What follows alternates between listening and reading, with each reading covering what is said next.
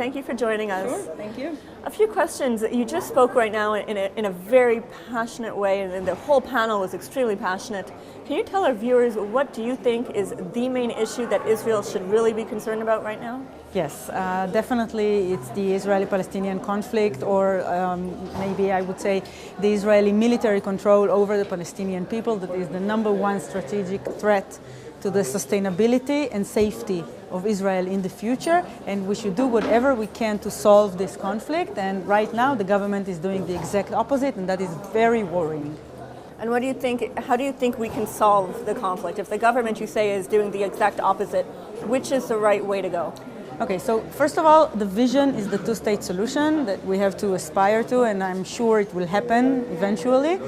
But the question is, what can we do right now, here and now? And that is, first of all, to lift the siege over Gaza, which is a huge bomb waiting to happen, and make whatever measures we can on the grounds to ease the Israeli occupation, such as permissions to work, to leave the country, to go abroad for Palestinians, ease the permits, which is a huge problem, and whatever actually we can on the grounds, of course, adopt the Arab initiative that is waiting for Israel's response.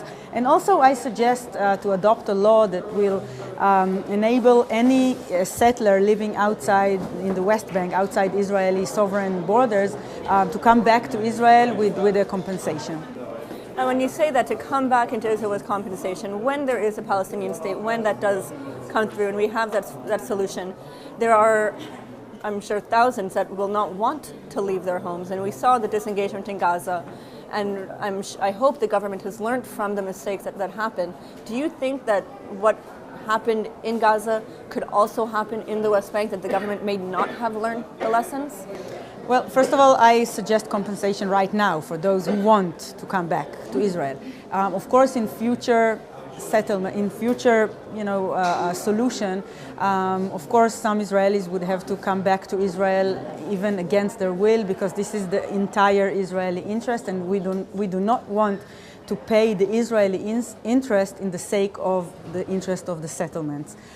This is an all-Israeli interest, and we have to do that.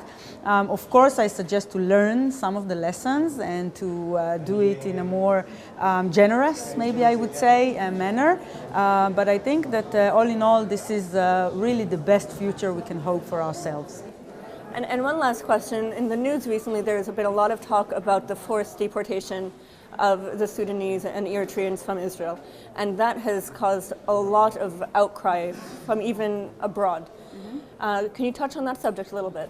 Yeah, sure. I must begin by saying that I'm very proud of the Israelis that stand up against the deportation and say that a people of refugees cannot deport refugees to their death in Africa. And I think that is a very powerful voice coming out from Israel right now, which I'm very proud of.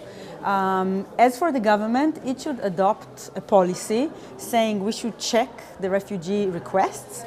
Those who are actually in danger, we should offer a plan with a safe haven, safe asylum, together with work permits. So, when someone doesn't work, he would steal, he would commit crimes. And the rest of them come in negotiations with the rest of the world, of the countries around the world.